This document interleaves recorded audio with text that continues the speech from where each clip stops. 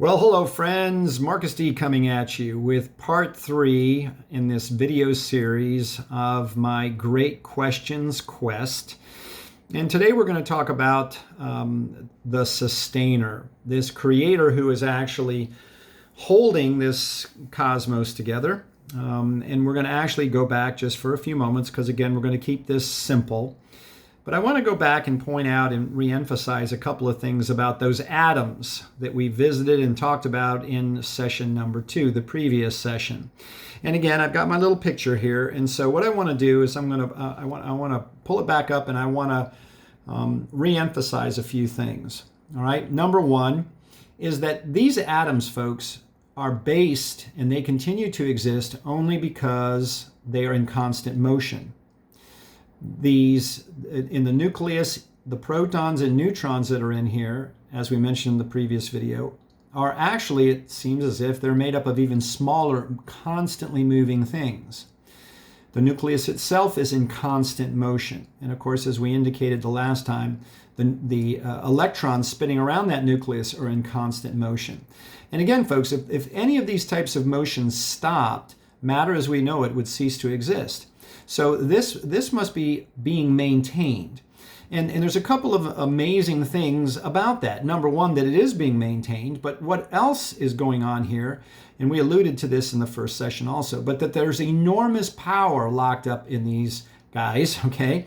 And I want to take a couple of minutes and just share with you the magnitude of that because it's astounding. It's folks, it's basically almost beyond belief.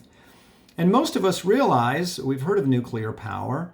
We know that when we split these things apart or bang them together, the largest releases of energy known to man, known to science, take place.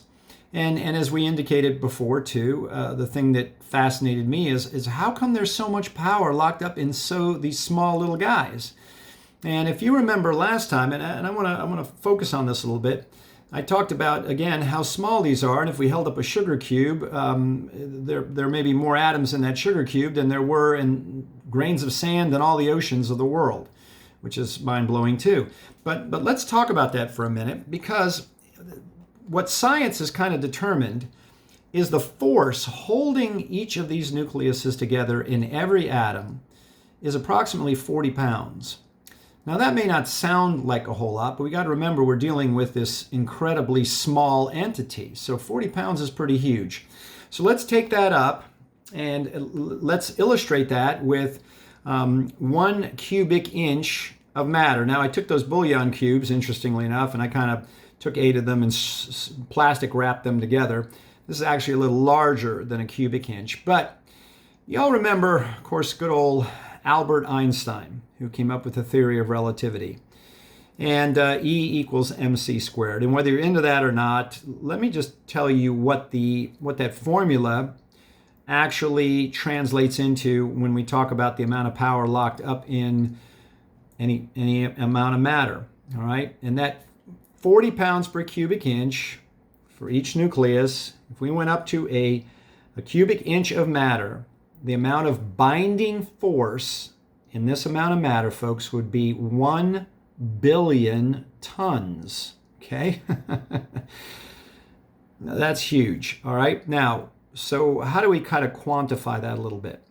One of the things Mr. Einstein said, Professor Einstein, Dr. Einstein said, was that if we could fully release the amount of atomic energy locked up in just 1 cubic inch of matter, which of course we can't, we don't have that capability, that we would have enough power, now get this, to lift 200 million tons a mile above the earth.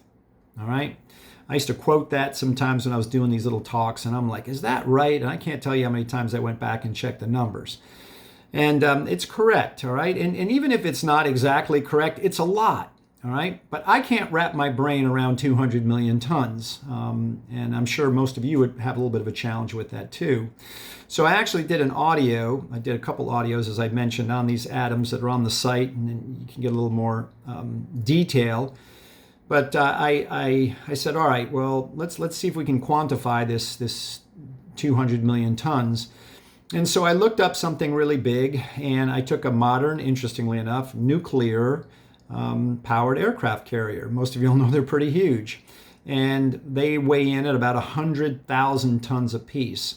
So folks, what it translates into is it would be like the atomic energy operating in this little cube of matter. If we could release it all, we would have enough power, get this, to lift an armada of 2,000 aircraft carriers a mile above the Earth from the power operating in that much matter. Now, the question is, where does that matter come from? How is it getting in there? And it's not just raw energy, okay? It's energy that's being manipulated on an incredibly tiny and highly detailed manner because we're talking about all those little parts that had to be created and are being sustained and are being kept together in a very, very specific pattern, all right? And let me just say this to you too, which is just fascinating. We live in a world where everything runs down. We operate in a realm where we have what we call temporary power. Everybody knows this. Everything needs to be wound up, recharged, refueled, refed, right? We got to put gas in our car. We got to charge up our phones. We got to eat. If you've got a clock, we got to wind it up, all right, one way or the other if it's a wind-up clock. But everything runs down. There's no such thing as perpetual power, except for the fact that when we take a look at these atoms seem to be operating on a form of power that is completely different than anything else we have access to in this normal world.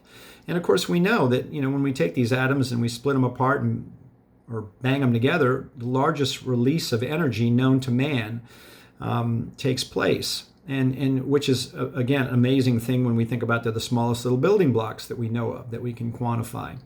So the question is, again, where is that power coming from? And it's an order of magnitude that, again, that defies our understanding in a lot of ways. And it kind of goes back to that creator. And I mentioned in the previous video, when we take a look at how many atoms there are in the cosmos, it's unbelievable, all right, how much power there must be operating in this cosmos. And again, that's being injected into it, not just raw power, but highly organized and controlled power with a mental capacity to do that again defies our understanding. And that's why I said we could take the highest concept of the word we have, or the word we have of God, and apply it to that mind that's doing this.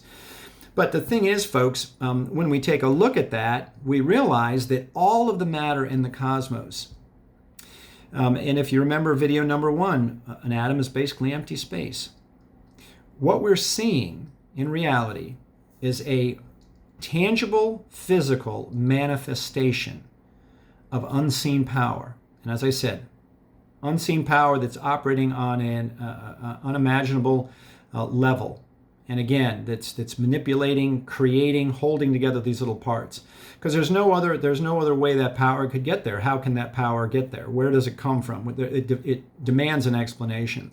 So when we take a look at that, not only is there a creator who made all this, but all of the evidence points to the fact that this creator is literally sustaining this entire creation. And again, this is just the tip of the iceberg.